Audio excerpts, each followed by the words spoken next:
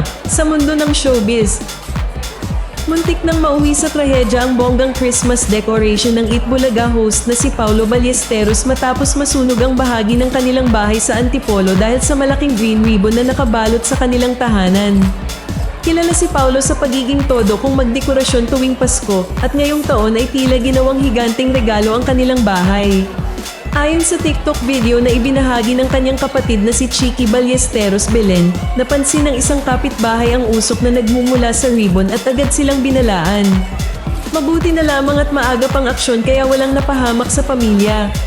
Nagpasalamat si Chiqui sa Diyos at sa alertong kapitbahay, sabay sabing ligtas silang magkakasama at tuloy pa rin ang Pasko. Sa social media, maraming netizen ang nagpahayag ng ginhawa at pasasalamat na walang nasaktan sa insidente. Sa sobrang bongga ng decoration tuwing Pasko, dapat na bang maglatag ng mas mahigpit na safety rules ang mga celebrity or sadyang bahagi na ito ng risk ng pagiging bongga sa selebrasyon?